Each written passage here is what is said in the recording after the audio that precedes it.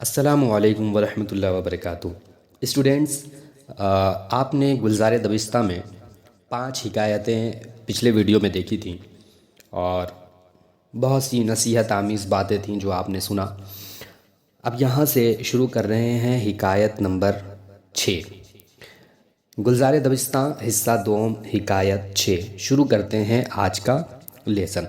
سب سے پہلے حکایت نمبر 6 کا حاصل دیکھ لیتے ہیں کہ پوری بات اس حکایت میں کیا کہی جا رہی ہے۔ صریح نظر سے دیکھیں کہ ایک شخص جو ہے وہ بیٹھا ہوتا ہے اور ایک شخص درویش کی دستار کو یعنی عمامہ کو اٹھا کے لے کے بھاگ جاتا ہے۔ تو اب اگر چور لے کے بھاگا تو بھئی آپ چور کے پیچھے جائیں گے، لیکن درویش جو ہے چور کے پیچھے نہ جا کے قبرستان کی طرف جاتے ہیں۔ تو لوگوں نے پوچھا کہ بھائی چور تو ادھر بھاگا ہے باغ کی طرف، آپ قبرستان کی طرف کیوں جا رہے ہیں؟ تو انہوں نے جواب دیا کہ قبرستان کی طرف میں اس لیے جا رہا ہوں کہ یہ پوری دنیا میں بھاگ جائے لیکن اس کے باوجود واپس جب آئے گا تو قبرستان کی طرف ہی آئے گا، یعنی کل نفس ذائقۃ الموت کی طرف اشارہ کر دیا۔ بہرحال تو یہ حکایت ہے، سنیں، دیکھتے ہیں ترجمہ۔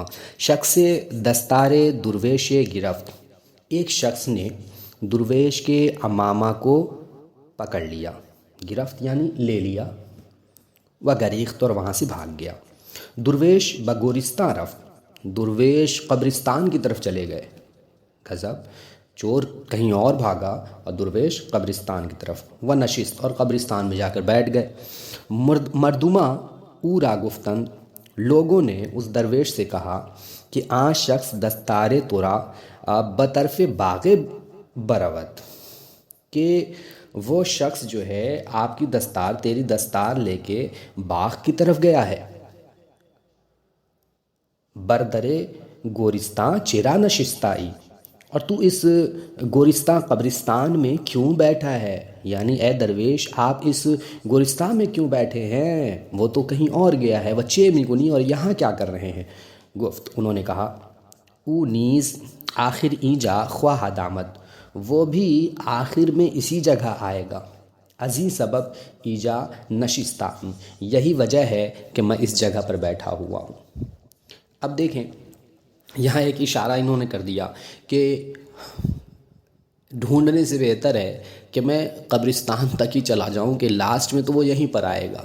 حالانکہ یہ ایک مزاحیہ انداز ہے، حکایت ہے، اب آپ کو اس سے مورل چیزیں نکالنی ہیں تو ہمیں یہ اس سے سمجھ میں آ رہا ہے جہاں تک کہ انسان کی آخری حد جو ہے وہ قبر ہی ہے، یعنی موت ہے۔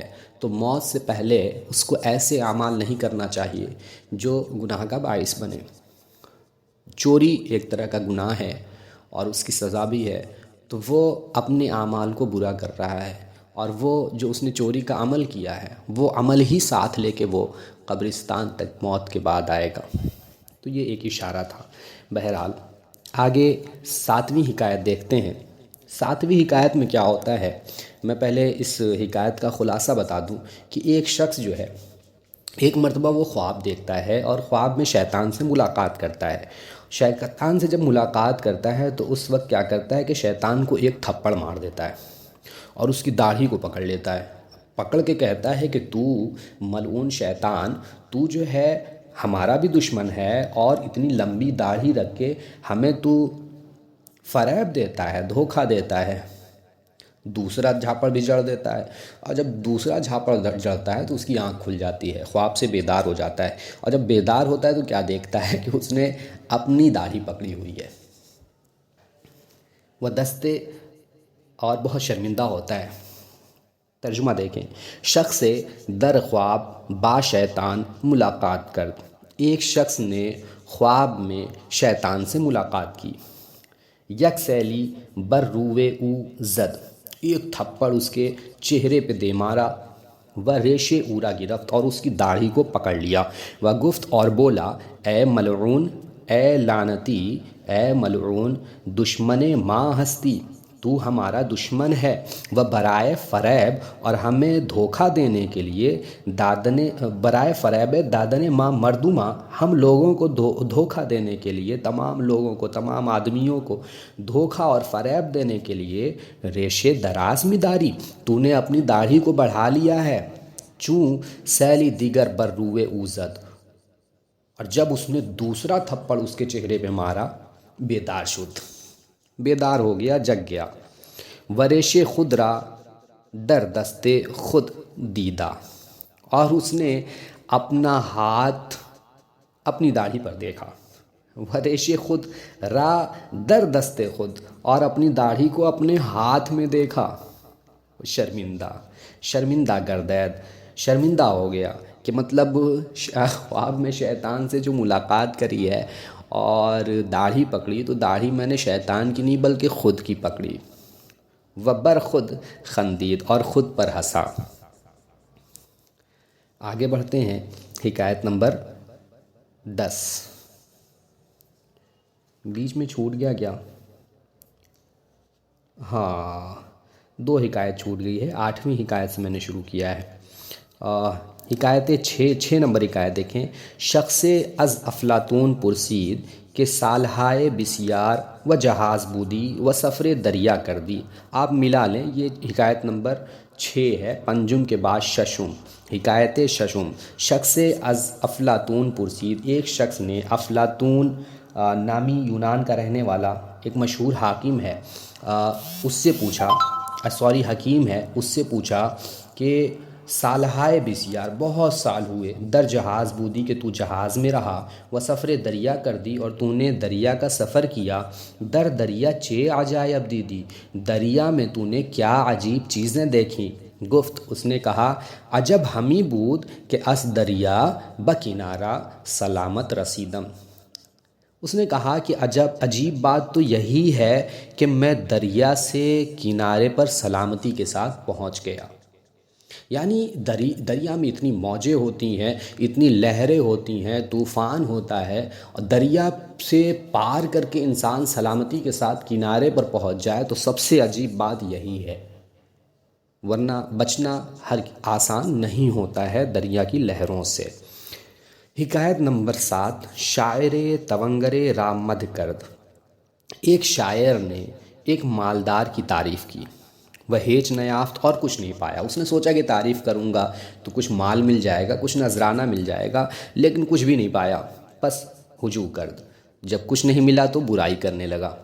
توانگر اورا ہیچ نہ گفت، لیکن مالدار نے اس کو کچھ بھی نہیں کہا، نہ تو تعریف پہ کچھ دیا اور کہا، اور نہ ہی برائی پر کچھ کہا۔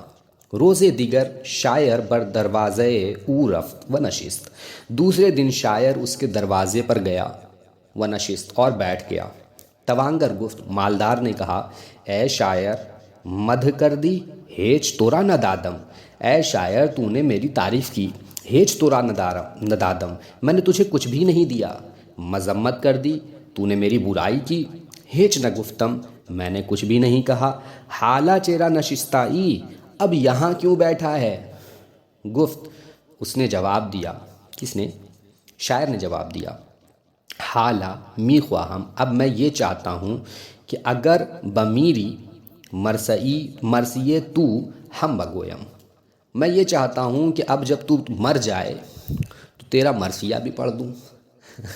تو اب یہ جو ہے، اس نے مذاقیہ طور پر یہ بات کہہ دی کہ ٹھیک ہے بھائی، میں نے تیری تعریف کی، لیکن تو اتنا کنجوس اور بخیل ہے کہ تو نے کچھ بھی نہیں دیا۔ میں نے تیری برائی کی، پھر بھی تو نے کچھ بھی نہیں کہا۔ تو میں چاہ رہا ہوں کہ ساری چیزیں تو میں نے کر ہی دی ہیں، ایک چیز باقی رہ گئی ہے، مرثیہ، تو مر جا تاکہ مرنے کے بعد تیرا مرثیہ بھی میں ہی پڑھ دوں، اس لیے میں تیرے دروازے پر بیٹھا ہوں۔ ٹھیک ہے، تو یہ ہو گئی حکایت نمبر 6، 7، 8 اور 9۔ اب چلتے ہیں حکایت نمبر 10 پر۔ شخص با بخیل دوستی داش، ایک شخص ایک بخیل کو اپنا دوست رکھتا تھا، یعنی ایک شخص کا ایک بخیل دوست تھا، ٹھیک ہے، کنجوس۔ روزے بخیل را گفت، ایک دن اس نے بخیل کو کہا کہ حالا بس سفر می روم، کہ اب میں سفر کو جا رہا ہوں، انگشتری خود مارا بدے، اپنی انگوٹھی مجھ کو دے دے، آرا نزد خود خواہ ہم داشت، جب بھی میں اسے اپنے پاس دیکھوں گا، نزد خود خواہم داشت، میں اسے اپنے پاس رکھنا چاہتا ہوں، ہر گاہ اورا خواہم دید، جب بھی میں اس کو دیکھوں گا، تورا یاد خواہم کر، تو تجھ کو یاد کر لوں گا، یعنی جب بھی انگوٹھی دیکھوں گا تو مجھے یاد آ جائے گا کہ میرے دوست نے مجھے انگوٹھی دی ہے، انگوٹھی دیکھوں گا تو تیری یاد آ جائے گی۔ جواب داد، دوست نے جواب دیا، وہ بخیل دوست نے جواب دیا کہ اگر مورا یاد داشتن میں خواہی، اگر تو مجھے یاد رکھنا چاہتا ہے، ہر گاہ انگشت خود خالی بینی، اگر تو مجھے یاد رکھنا چاہتا ہے تو ہر جگہ اپنی انگلی کو خالی رکھ، ہے نا، ہر گاہ انگشت خود خالی بینی، مورا یاد کن کہ انگشتری از فلاں خواستہ بودم نداد، یعنی جہاں بھی تو دیکھے گا اپنی انگلی کو خالی دیکھے گا، مورا یاد کن، تو میری یاد آ جائے گی کہ انگشتری از فلاں خواستہ بودم، کہ میں نے فلاں سے انگوٹھی مانگی تھی، نداد، اس نے نہیں دیا تھا۔ یعنی اس درجے کا یہ کنجوس آدمی تھا کہ اس نے ایک راستہ بتا دیا کہ بھائی تو مجھے یاد ہی رکھنا چاہتا ہے تو ایسا کر کے انگوٹھی مت لے تو یہ ایک کنجوسی، تو ہمیں کنجوسی سے بچنا چاہیے، ہے نا، اس طریقے کے بخیل نہ بنے۔ تو یہ 10 حکایتیں ہو گئیں، اور اس میں جو مورل نصیحتیں نکل رہی ہیں، آج میں آپ کو سبق دے رہا ہوں، جو لوگ بھی اس درس کو سن رہے ہیں، ان 5 حکایتوں سے جو بھی مورل ویلیوز اور نصیحتیں نکل رہی ہیں، کمنٹ باکس میں اس کو شیئر کریں، جس کا بھی کمنٹ اچھا ہوگا، جس کے بھی مورل ویلیوز جو آپ شیئر کریں گے وہ اچھے ہوں گے، تو انہیں ہائی لائٹ کیا جائے گا۔ وما علینا الا البلاغ، باقی کی 5 حکایت اگلے ویڈیو میں آپ دیکھیں گے۔ تو اگر چینل پر نئے ہیں تو سب سے پہلے چینل کو سبسکرائب کر لیں اور بیل آئیکن پریس کر لیں، تاکہ جو بھی ویڈیوز اپلوڈ کی جائیں سب سے پہلے اس کی نوٹیفیکیشن آپ کو ملے۔